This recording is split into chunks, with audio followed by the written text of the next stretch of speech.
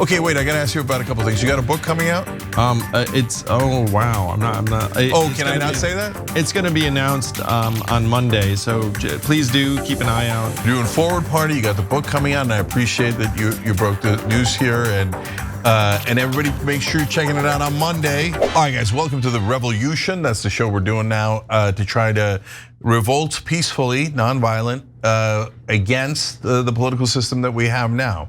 We're not revolting against the Constitution. We love the Constitution. We'd love to go back to the Constitution. Not revolting against democracy. We love democracy. We'd love to go back to democracy, right? We're revolting against this current corrupt system. So joining me in studio now is a guy who's used to a little bit of a revolt against this so-called two-party system, Andrew Yang. Hey, welcome. How you doing, brother? Great to be here, Cenk. We're gonna revolt against that which is revolting. Oh, there you go. Okay. It's good to have you back in the studio, brother. It's great to be here. It's been too long. I'm gonna have to become a new regular. All right, I like it. So, okay, let's start on politics. At the end, one of our members has a question for you on Noble Mobile, so I'll throw that in, but let's stick 98% to politics here. So you got the Forward Party, obviously. Yes. So tell us about that. Tell us why you think we need a third party, and is that the right way to go instead of going through the primaries and among Republicans or Democrats? I certainly think so, based on the math, and everyone knows I'm a numbers guy. So my question for Dems of any variety is, how are you going to legislate if you can't get 51 votes in the US Senate?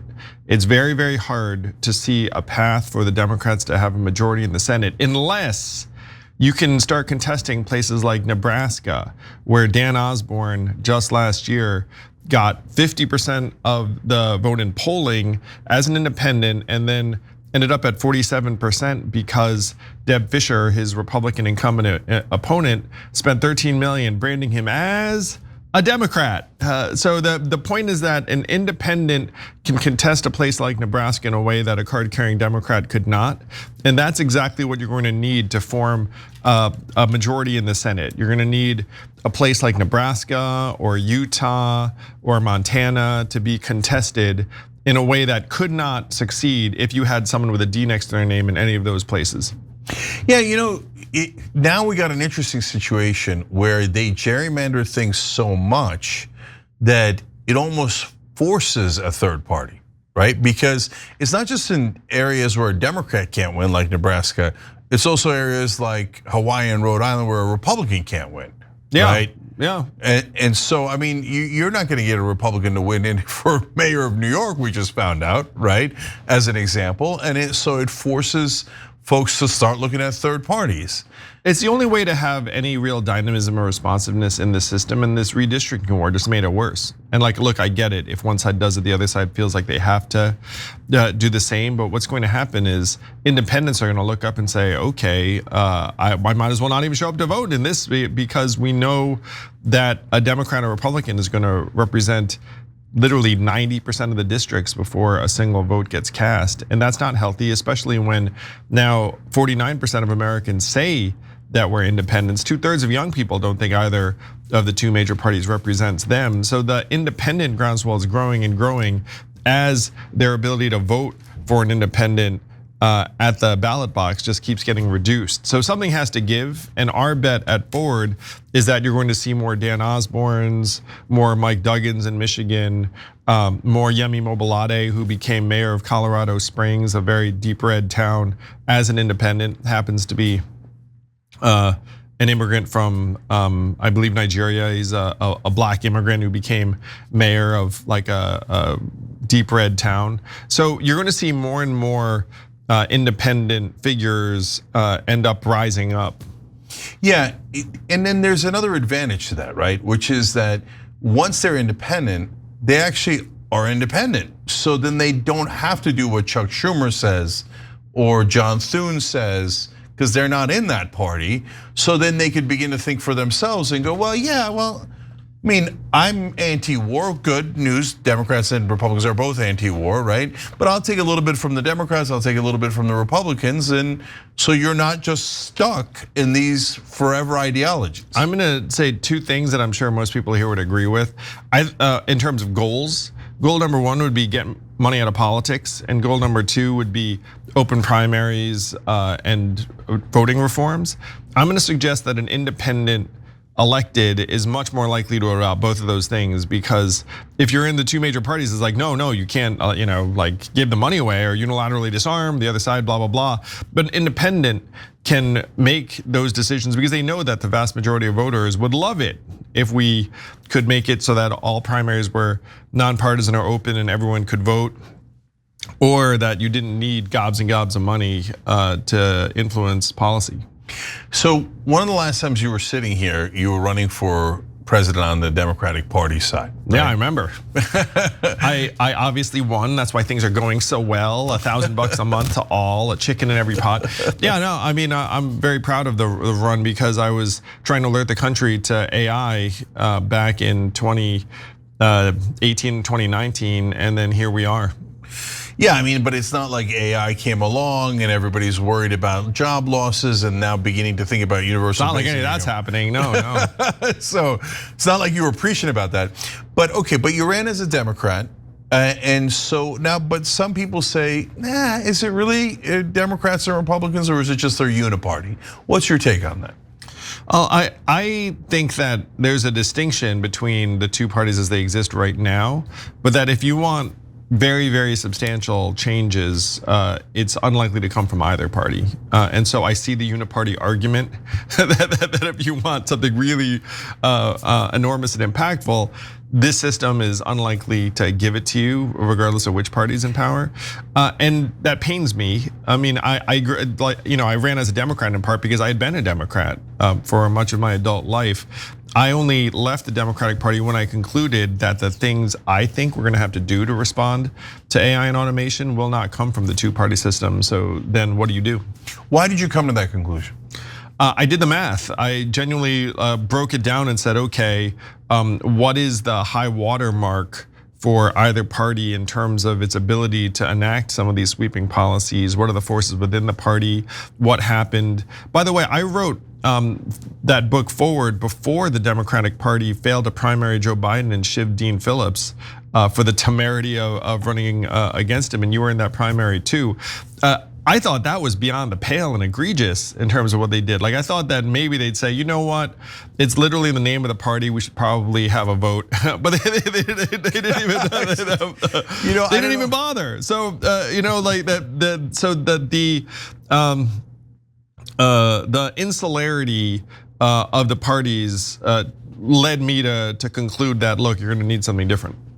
Yeah, I never put quite together like that. You're right, the name of the party is Democrat, and they're like, let's not be Democrats. Let's not do democracy. I joked, Cenk, I was like, you should just change the name of your party to the Selectors. Like, or the Anointers. Yeah, like we're gonna select for you, and your vote. If you want to feel like you did something, you can vote. Yeah, so there's now an upside with young people that I'm going to come back to, but first the bad news. So mainstream media, it feels like, I talk about it all the time, but I'm curious your take on it. And you dealt with them at the presidential level, you dealt with them when you ran for mayor in New York, and now as the guy leading the Forward Party, etc. So they're the guys who said, what lack of democracy in the Democratic primary? We're not going to report on it. Oh, Dean Phillips is taken off the ballot, let alone Cenk and Marianne, et cetera, in all these different states. Oh, who cares? The media was 10 times more likely to publish a hit piece on what a jerk Dean Phillips was, rather than point out that this is a sitting member of Congress, and that they won't hear him out, they won't have a debate, they canceled state primaries on him and you and Marianne, et cetera. Yeah, and again, they have an excuse with me because of the whole, naturalized citizen thing, and I think that's something that should be resolved in the courts, and I'm positive I'm right about it. But at least they have an excuse. And there was no excuse with Dean. Dean was like, again, third term sitting member of Congress, vice chair of the DNC, raising his hand and saying, I think we should have a primary, and they wouldn't even hear him out. Yeah, so that gives the game away, not just for the Democratic Party, but for mainstream media, who then said, no, just like you said, we'd rather attack Dean Phillips than say, hey, wait a minute, why aren't they doing a primary? This is insane. It was insane, you said it, and I appreciate that you also stood up and fought to make that case where having an 81-year-old historically unpopular incumbent as your nominee was malpractice, and here we are. Yeah, so now back to hope, because you gave that stat about 2/3 of young people don't believe in either party, yeah. Right? So we covered a story a couple of days ago. Trump back in February of this year was up 8 points with young voters, okay? Now he's down 55 points. Wow. So he lost 63 points within about 9 months. That's staggering. That's staggering, right? Because I think what young people are doing is they're like, okay, let's try Democrat. Nah, that didn't work. Let's try Republican. No, that didn't work, right? So they're looking for a home. So, but if, let's say the home is Forward Party or any other third party that comes along, how long does that take to go from, hey, we got a base with under 30-year-olds, under 40-year-olds, et cetera? Can it be in the next election cycle, or is this going to take decades? It could be in the next election cycle, depending upon the presidential ticket. And so, if you can imagine a young people-friendly independent primary with, let's say, hypothetically, me, Mark Cuban, Matthew McConaughey, Oprah Winfrey, Adam Kinzinger, Justin Amash, like whoever, Liz Cheney, I mean, like, different cups of tea. And then young people could actually vote in this primary on their smartphone. And then the legacy parties would be left saying, no, that's not real. What is real is waiting to hear what 6% of Iowans say in February. And then young people would be like, wait, no, that's what's not real. Like I'm actually watching these people debate. In 1992, which you and I are old enough to remember, Ross Perot got 19% of the vote and 25% of Americans said they're independents. Today, 49% say they're independents, and it's going up all the time. And so what is the hypothetical ceiling for an independent candidate or an independent ticket? And one of the great things about this independent vote on your smartphone primary is that Americans, young people in particular, would be like, oh, they're actually giving it back to us, the people. And so even if your candidate didn't win in that primary, you'd still be much more likely to support the winner, especially if the winner were to turn around and say, hey, I want all of these people to be in my cabinet, or most of them, or the best of them, or whatnot. Then you could get escape velocity and get tens of millions of Americans say, oh my gosh, we have a legitimate chance to turn the page. Could that happen in 2028? Sure. I mean, like all the pieces are in place. The legacy media is getting weaker, independent party identification is going up. The media environment is incredibly ripe for this. Yeah, so first of all, I want to just say, he didn't mean Liz Cheney.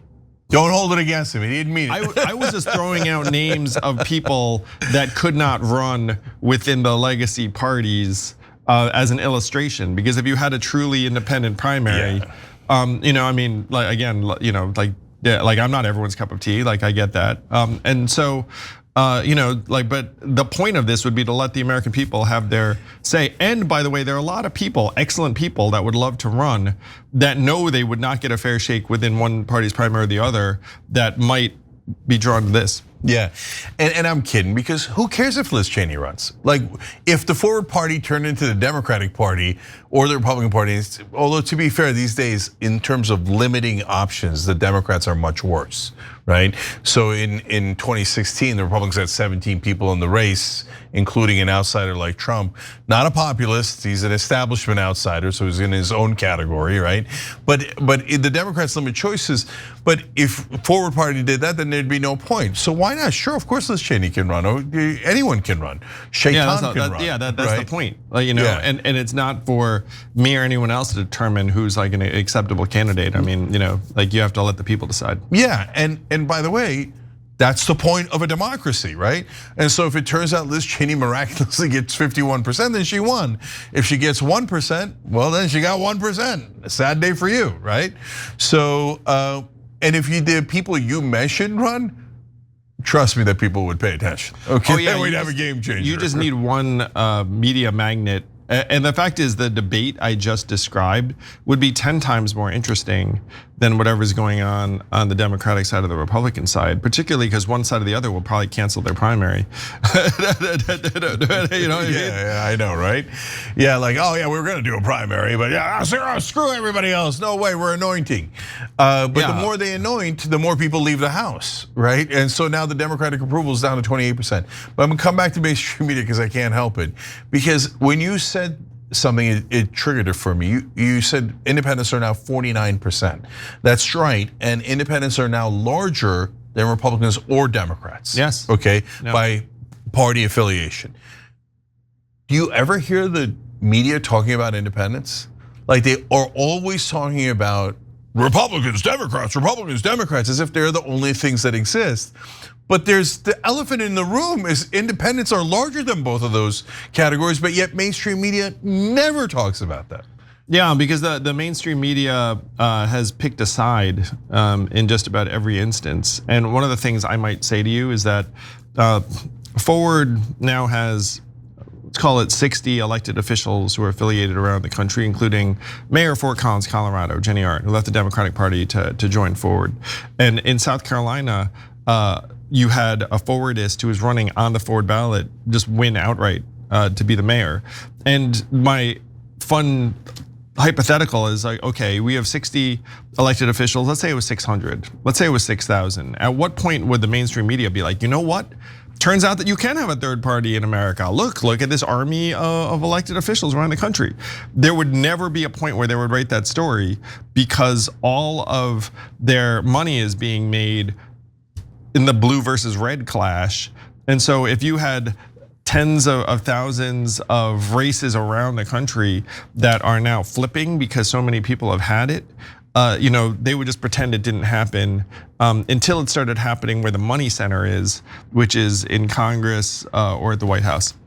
Yeah, and also that money center also goes to them, right? Because, and maybe that's how the Forward Party can break into the national conversation. Because if you guys spend a ton of money buying ads in mainstream media, then all of a sudden they're like, ooh, the Forward Party. That is a very interesting alternative. Yeah, that's a pretty good idea. They're getting increasingly desperate for money. We could be the new pharma. Forwarda. Forwarda, it'll make you feel great. It'll invigorate you. And you said forwardist. I don't know about that. Forwarder? I don't know. We'll have to work on it. Forwardist is actually a word. Like you look up the dictionary when we were forming. It's like, oh, turns out forwardist is actually a thing. Really? I didn't know that. Yeah. You know what? Merriam-Webster. You shouldn't admit that. Nerdy Asian guy looks in the dictionary. Forwardist. But you shouldn't admit that. You should pull a Trump and be like, no one knew the word forwardist. I invented it. I came up with it. Okay. Actually, it does sound a little bit like we made it up. He would go further. He'd say, no one had ever heard of forward. I came up with the word forward. Well, my joke is that backward party was taken. It might even have been taken twice. Okay, I had not heard that. That is funny. Okay, now let me drop a hypothetical for you where all of a sudden you're one of the most important people in the country. Okay, you like it so far? I know, it seems very close to the world we live in now. So we're laughing a little too hard at that. It's like when I make a joke about me being overweight and everybody laughs in the room, I'm like, whoa. Wasn't that funny? Anyways, seriously, look, I don't think this is gonna happen, but if the Democrats picked a corporate Democrat like Pete Buttigieg, well, that could happen, right? But sure. So it's not at all impossible, right? And the Republicans picked a corporate Republican like Marco Rubio. Now that's less likely, right? Possible though. But not impossible, right? And you've got two corporate candidates. I think the American people are gonna snap. They're gonna go, no, I can't. Rubio says we work for Israel. Buttigieg says we work for Israel. Rubio says we work for corporations. Buttigieg says we work for corporations. Right? Like, is that a situation where you think that's it, ball game, let's go, we're in this thing? I think so much of it hinges on who decides to run as an independent candidate, because to what we just discussed, the mainstream media will first, they have a playbook. First, they'll just try and ignore and blot them out. And then second, they will attack their reputation in various ways. So you have to have a candidate who can break through those two layers in order to get escape velocity, because what happens is independent candidates tend to veer either down, generally down, or up based upon their viability. When people conclude, you know what, 10% it's not going to do it, then they go down from 10% to 2%. And so if you have a candidate who can break through and then present a real choice to all the young people who are hungry for an alternative, then you can get the upward trajectory instead of the downward, down the stretch. And by the way, this Ross Perot got a 19%. He actually dropped out of that race and then came back in. So the 19% is something of an understatement of what he should have gotten. And back then, only half as many Americans said they're independent. So I am obviously totally convinced that this two-party system is ripe for the taking if you have the right candidates and pieces in place. So I'm not even sure you need this magical candidate, and so I'm going to go back to media, and we're going to talk about online media in a second, right? But to your point about mainstream media, I mean, they're amazing. So Trump starts at 1%. People forget that it's 1%, okay? But since he was a celebrity, they're like, oh, Trump, and he starts to rise, right? And people start to listen to him, and then he says, oh, the establishment sucks, and they're like, whoa, I like that message, right? Okay, this is a little self-aggrandizing, but it's an important example. When I ran as a protest candidate. I'm a naturalized citizen, so I've got this huge. I'm a rando talk show host that's online, so enormous disadvantages. First poll, I'm at 2%, okay? So actually more than Trump had when he first started. Zero coverage, none, zero. So they're like, no. Yuppers, yeah. Yeah, we're disqualifying you.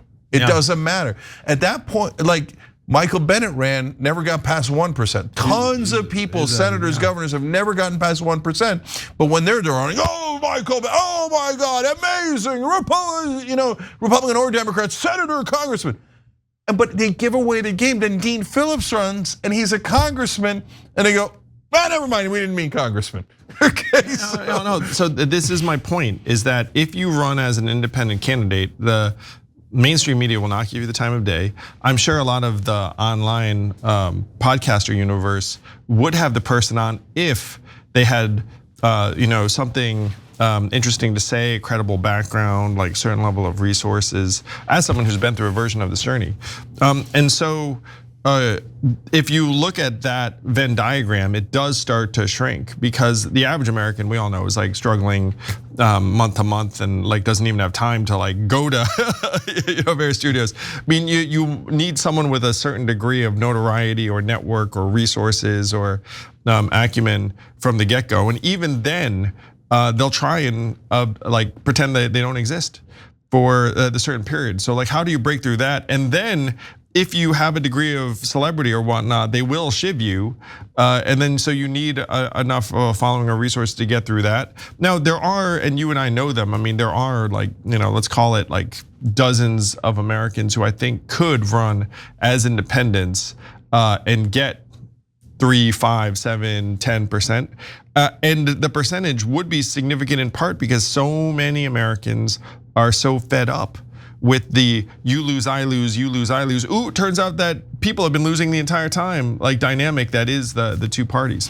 No, you're starting to talk me into it. Okay, so look, in fact, as you were giving that answer, I thought, wait a minute, maybe we're underselling this thing. So why? So not traditionally, when you think about someone you mentioned like Matthew McConaughey and Oprah and Mark Cuban, the media couldn't resist that. Exactly, they have enough media wattage that it's irresistible, right? Yeah. So the guy I often talk about in the context of a Democratic primary is Jon Stewart. Again, He'd be great. He'd be amazing, right? Yeah. And so, but if the Democrats lock down, the Republicans lock down, and they go corporate, then that opens up Jon Stewart for an independent run, et cetera. But then I've already been over. But wait a minute, the way that you can really catapult a candidate in this day and age is online media. Go on all the podcasts, right? Yes.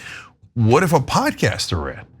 So the mainstream media, like you name it, Rogan, Dylan, Schultz, whatever, they would all be like, oh, outrageous. Jake Tapper, I mean, he looks so far down his nose, it'd be like Mount Everest, right? Like, a podcast is running, right? And they would, ignore it, ridicule it, etc.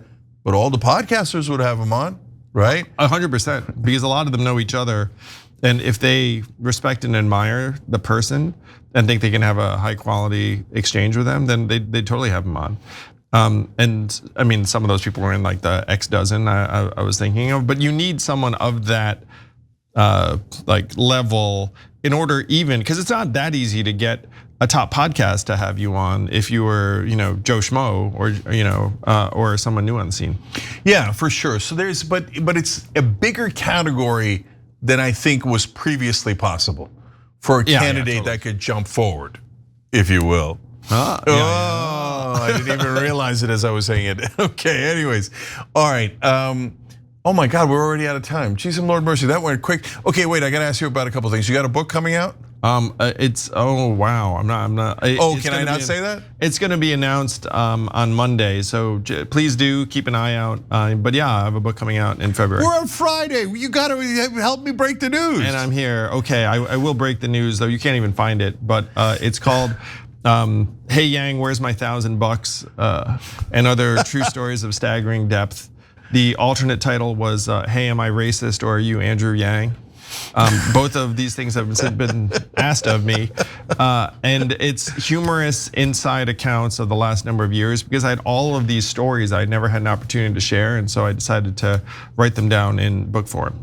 Did you go back to growing up and all that? I did, because when you start telling these stories and you're like, oh shoot, I guess I have to share a little bit of my upbringing, and then you mine it for humor, and and then it goes from there. I didn't intend to originally. When I sat down to write it down, I was like, okay, I'm gonna start it at this year, but then it didn't make any sense. So I had to go back a little bit further.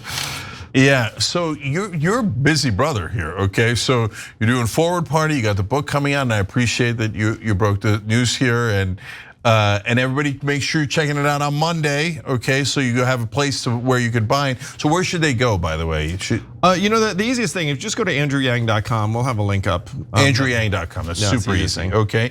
And then you got the Noble Mobile pin on your jacket. Yes, Noble Mobile, let's go. And so we're doing a partnership here, you can show it. We're transparent, we're not playing, like nobody's hiding the ball. Go.tyt.com/switch. We don't look. I didn't want to do it in the main discussion because the main discussion is enormously important and real. But part of the reason that I brought it up is one of our members, Church of the Illinois, wrote in earlier in the show. Okay, when we were doing the Young Turks. Speaking of Noble Mobile, Cenk, what is the max data amount? Do you know? Thanks. And I don't know. Now I'm putting you on the spot again. I don't know if you know. So thank you for the question. I have confessions to make. I am a very, very heavy phone user and a heavy data user. Oh my God, what are you doing? You're too honest. No, and so I roll through, and there is technically no maximum to a Noble Mobile account because we just use data. I'm frankly, again, like probably in like the top 1 or 2 percentile of data users. And so there is no max is the genuine answer, and we have some people that are testing out what that means. But I use, to throw a number on it, I might use 25 gigs a month, which puts me in like a very high band. So, but you get money back if you don't use as much. So this month I used a lot of data and I just paid $50 and did not get any money back. Last month I got a few bucks back, and again, I'm on the road a lot. I travel all the time. I have friends also who are heavy users, and what happened was I was paying Verizon $140 a month before this switch. So I go from $140 to $50. I'm thrilled, and I know $50 is the max I can pay. By the way, the other thing, what was the caller's name? Well, it's Churchy of Illinois. Churchy. So if you travel abroad, when I was on Verizon, I paid $10 a day, and then when I came home, I got my original bill again, so I was paying like $100 for traveling, then $140 when I got back. With Noble, it's $5 a day to be out of the country, and we cap it at 10 days. So you can only pay $50 max. We're essentially trying to cut everyone's phone bills in half because Americans are getting screwed. We're paying $83 a month for our data. Europeans are paying $35 a month. And if you look at that, $48 a month times 12 times 20, I mean, you're looking at thousands and thousands of dollars that could go towards your kids' college tuition. I overpaid Verizon by 15 grand plus, and I'm pissed. And so Noble Mobile's hopefully going to save you all that money and stress. You can only pay 50 as a max no matter what you do.